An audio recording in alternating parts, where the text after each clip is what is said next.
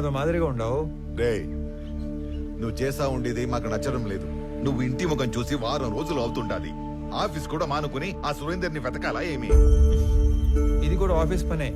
ఎవరో కూడా పూనుకోపోతే కేసు అట్టా ముందుకు పోతాది. ముందుకెళ్ళకపోతే ఆడనే ఉంటాది. ఒక్కరికి సాయం చేయడం కోసం అన్ని వదులుకొని పరిగెత్తాల్సిన అవసరం ఏంది? మీరేమనుకోనంటే ఒక మాట చెప్తానే. మీరేం చేసినా 10 మందికి ఉపయోగపడే పనే చేస్తారు. కానీ ఈ విషయంలో మీరు ఒకరి పని కోసం ఎక్కడో తిరుగుతుంటే మిమ్మల్ని మెచ్చించనవే తప్పుగా మాట్లాడతారు. బావగారు 4 రోజులుగా నిద్రపోలేదు అల్లుడు గారు. అమ్మాయి కూడా మీ గురించి ఒకటే దిగులు.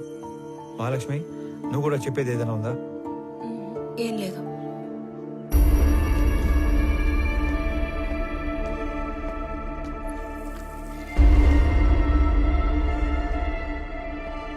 మీరు అనుకున్నట్టు నేను కేవలం మాలిని హస్బెండ్ సురేంద్ర ఒక్కడి కోసమే ఇన్ని రోజులు తిరగలేదు. కనపడకుండా పోయింది ఒక్కరు ఇద్దరు కాదు, దాదాపు 20 మంది. సురేంద్ర కోసం వెళ్తే వర్మ, వర్మ కోసం వెళ్తే అతని అసిస్టెంట్ రాజా, రాజా కోసం వెళ్తే వెంకట్. ఇలా నా దగ్గర పెద్ద లిస్టే ఉంది. ఇంట్లో మనిషి వస్తాడో రాడో, అసలు ఉన్నాడో లేడో తెలియక ఎదురు చూసి చూసి కళ్ళు మసకబారిపోయిన తల్లిదండ్రుల్ని చూశాను. ఇల్లు గడవటం కోసం చదువులు మానేసి ఏదో ఒక పని చేసుకుని బతుకుతున్న తమ్ముళ్ళనే చూశాను. పిల్లల పోషణ కోసం అన్నీ చంపుకొని చేయకూడని పని చేస్తున్న ఒక ఆడకూతుర్ని కలిశాను.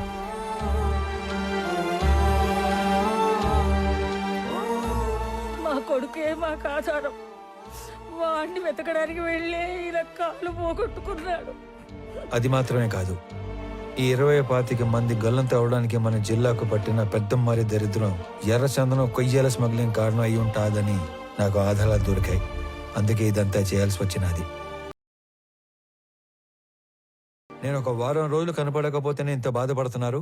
ఆ 20 మంది ఇళ్లలో కొన్ని నెలలుగా వాళ్ళు ఎంత బాధపడి ఉంటారు.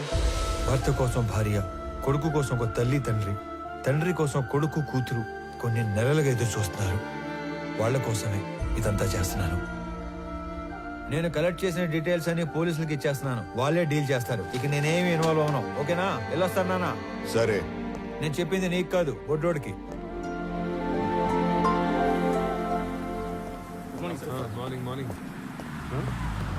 మీరు దేని నుంచి తీసుకొచ్చి దేనికి తీగ కట్టారు రామారావు గారు? గ్రేట్. ఏమీ లేని ఒక విషయానికి ఎర్రచందనం రంగు పులివితే నేను సీరియస్ గా తీసుకుంటానని మీ ఎత్తుగాడు. కొంపదీసి ఇక్కడున్న ఈ చెట్లు చూసి నీకేమైనా ఆలోచన వచ్చిందా? మీ అంత కాకపోయినా మేము షార్పే. ఎత్తుగడ కాదు, నిజం. ఏంది నిజం? మీరు చెప్పిన ఆ చెక్ పోస్ట్ రిజిస్టర్ లో గ్రానైట్ రాసి ఉంటే మీరు ఎర్రచందనం ఎట్లా చెప్తారు? తిరుపతిలో గ్రానైట్ లేదు. ఆ బెల్ట్ లో గ్రానైట్ ఒక్క ప్రకాశం జిల్లాలోనే ఉంది. వాళ్ళంతా అటునుంచి అటే మెడ్రాస్ పోర్ట్ నుంచి ఎక్స్పోర్ట్ చేస్తుంటారు. పిలేర్ చెక్ పోస్ట్ లో వర్మ తాలూకు కంటైనర్ల ఎంట్రీలు ఉన్నాయి. అంటే మంగళూరు పోర్టుకి వెళ్ళాయి. ఇక్కడ నుంచి మంగళూరుకి బయలుదేరిన మనుషులు కనపడట్లేదు. సరే అనుకుందాం. ఈ మిస్ అయిన సురేందర్కి కంటైనర్ల ఎంట్రీలకి సంబంధం ఏంది? అంటే వర్మతో కలిసి సురేంద్ర ఆ స్మగ్లింగ్ చేస్తున్నాడా? తప్పు కదంట్రా సామె. ఈ కంటైనర్ల బ్యాచ్ మొత్తం మిస్ అయ్యారని అనుకుందాం. వాళ్ళ ఇళ్ళలో వాళ్ళందరూ ఊరకే ఎందుకు కూర్చుంటారు? ఎక్కడ కంప్లైంట్ ఇచ్చినట్టు నా నోటీస్కి రాలేదే. వాళ్ళ అడ్రస్లు మీ దగ్గర ఉన్నాయా? సారీ సార్, నా దగ్గర వేరే డీటెయిల్స్ ఏమి లేవు. సురేందర్ది చీటింగ్ కేసు కాదు, మిస్సింగ్ కేసు అని ప్రూవ్ చేస్తానని చెప్పాను, చేశాను. మీకు అఫీషియల్ గా మెమో కావాలంటే పంపుతాను. వద్దులే, మాకు ఈ మెమోలు డెమోలు ఏం వద్దులే, కానీ మీ మిస్సింగ్ కేసు సీరియస్ గా తీసుకుంటాను. ఈడెవడ్రా స్వామి, అటు తిరిగి ఇటు తిరిగి మాల్కి దీనికి లింక్ పెట్టాడు. చట్టంలో గవర్నమెంట్ ఉద్యోగానికి 1,00,000 బాధ్యతలు చేయాలని రాసి ఉంటది. అవన్నీ చేయకూడదు. స్టాండర్డ్ గా కొన్ని ఉంటాయి, మూసుకొని అవి చేసుకుంటూ పోవటమే. అట్ట కాదు, అవన్నీ బాధ్యతలు నేనే చేసేస్తా, ఏదో ఉద్ధరిచ్చేస్తా అని అంతు లగెత్తావు అనుకో, ఇదిగో ఇటు యాక్సిడెంట్లు అవుతాయి, ఇటు కాలు ఎదుగుతాయి.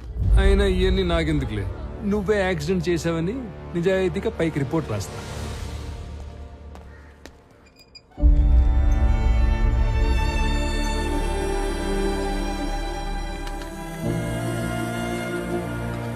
యాక్సిడెంట్ డైరెక్ట్ గా నీ వల్లే జరిగిందని యాక్షన్ తీసుకోక తప్పట్లేదు. నేను ఈ ఎంక్వైరీ కమిటీలో రామారావుకి 6 months సస్పెన్షన్ ప్రపోజ్ చేస్తున్నాను. ఏమంటారు ఎస్పీ గారు? Sir, if you don't mind, I have humble submission. 6 months suspension అంటే కొంచెం ఎక్కువనే నా ఫీలింగ్. అది అతని ప్రమేయం లేకుండా జరిగిన ఒక accident. He help the people also. So I propose 3 months of suspension and I request you to consider that. I'm okay with this. Yeah, thank you, sir. Better be safe than sorry next time, Mr. Ramarao. Thank you sir. Phone చేసిన వెంటనే వచ్చినందుకు మీ అందరికీ చాలా thanks రా. మిమ్మల్ని అందరినీ ఇక్కడ పిలవడానికి ఇంకో బలమైన కారణం ఉండాలి. నేను ఇక్కడికి ట్రాన్స్ఫర్ అయ్యి వచ్చాక ఈడసలు మా మెంబరే కాదు. పండి పండి. ఎవడో మాల్ తోలేవాడి గురించి మమ్మల్ని అడిగితే మేమేం చెప్తాం? మాలంటే మాల్ అంటే రకరకాలు ఉంటాయి సార్, అవన్నీ మాకు తెలీదు. సార్ మాల్ అంటే ఎర్రచందనం సార్. మిస్ అయిన 20 మందికి ఆ మాల్కి ఏదో సంబంధం ఉందని అక్కడే తెలిసింది. అయినా మామ, ఈ మిస్ అయిన వాళ్ళందరూ కర్ణాటక పోలీస్ కస్టడీలో ఉంటారేమో, ఒకసారి చెక్ చేసుకోవచ్చుగా.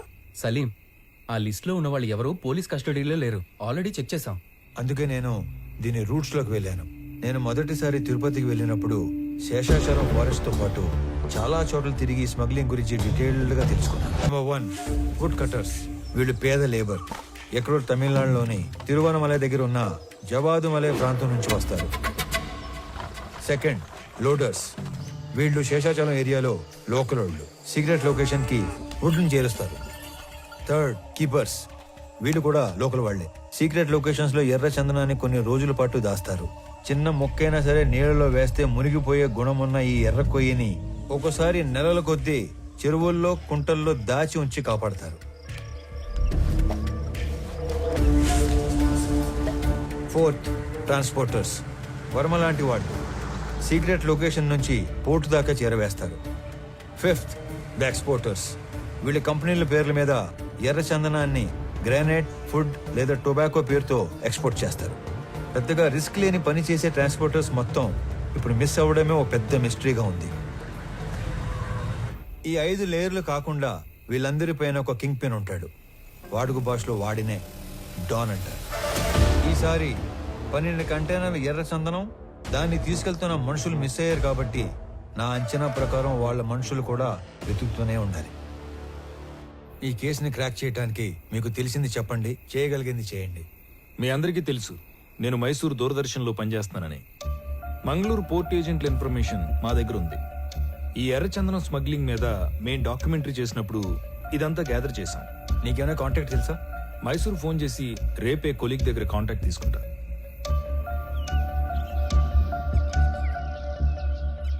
నేను నీకు రాత్రి చెప్పినట్టుగానే మా ఆఫీస్లో కొలీగ్కి ఫోన్ చేసి కాంటాక్ట్ తీసుకున్నాను. నువ్వు అనుమానించినట్టే పోర్ట్ ఏజెంట్ అప్పుడు మిస్ అయిన మాల్ కోసం తిరుగుతున్నాడంట. నువ్వు వెళ్ళి కలవచ్చు. సరే మరి నేను వస్తా. అలాగే.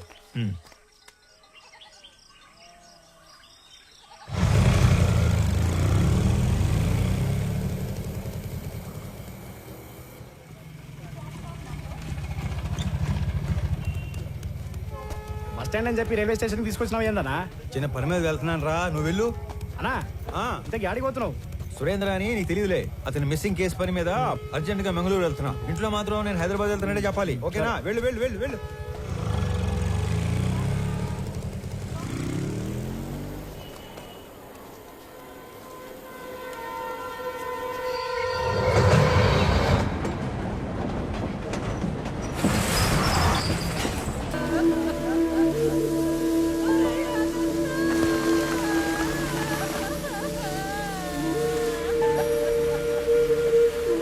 బిడ్డ చురుగ్గా ఉండే కుర్రోడు.